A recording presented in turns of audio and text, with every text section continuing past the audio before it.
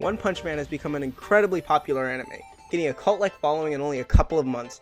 I feel as though a large part of this is due to the main protagonist Saitama, and Genos. Girls really love Genos. But we're here to talk about Saitama and only Saitama. So get your lewd Genos strongs out of here. That's only for Reddit, and maybe 4chan late at night. Now, Saitama has been shown to be hungry, funny, silly, and most of all strong. We're talking about bench pressing planets without breaking his sweat kind of strong. And in the anime, he is seen as unbeatable, never really having to put any effort into any of his fights, and taking out most of the monsters with just a single punch. That's not a pun, he actually kills most of them with just one punch. I'd show a clip, but this video would come down on me, and I want to avoid copyright strikes. Now, based on the title of the video, you probably know where we're going to go with this, so let's not beat around the bush, let's just get started. Kicking off our list, we have Madara Uchiha from Naruto. Madara wields the Sharingan, a near inescapable genjutsu that puts the user under a complete hypnosis. Saitama may be strong, but his mental stability is weak, to say the least, and would not be able to resist such a powerful genjutsu. This is how the fight would probably go down.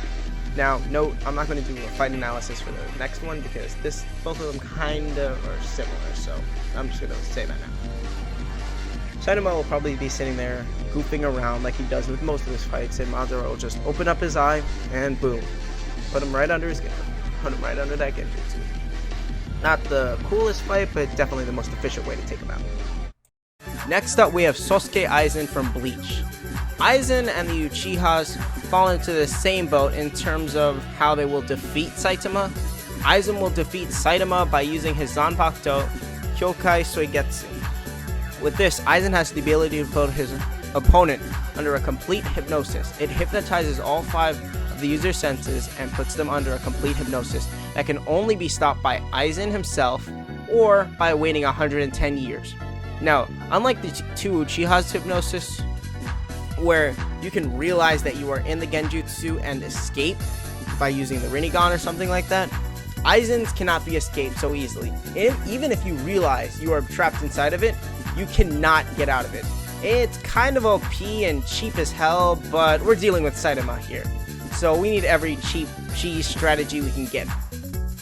I'm sure you guys have been waiting for this one. Of course he had to be here. It is none other than Goku. Now, unlike the last couple of guys, Goku has no mind manipulating abilities, so if these two go at it, it'll be an all-out brawl. Now, Goku has control over his ki, which allows him to manifest energy attacks such as the Kamehameha and the Spirit Bomb. He has incredible strength. We're talking deadlifting planets here kind of strength. Goku is similar to Saitama in terms of him having completely ridiculous abilities and him always being able to defeat his opponents. On top of all of this, Goku can multiply his strength and abilities by going Super Saiyan 1, 2, 3, 4, or even God Super Saiyan, where his ability rivals the gods himself. Now, this is how the fight will go. Goku will just grab onto his shoulder, an instant transmission him far into space, and let him sit there and die, since Saitama can't breathe in space. Well, that's a little anticlimactic and something Goku would probably not do, so this is how the fight would actually go. Actually, I take that back. Goku would probably do that as a last-ditch effort if the planet was going to blow up. But this is what Goku would do. Goku would probably start the fight off by using a lot of energy-based attacks, since Saitama lacks projectiles and always has to get in close to do any of his damage.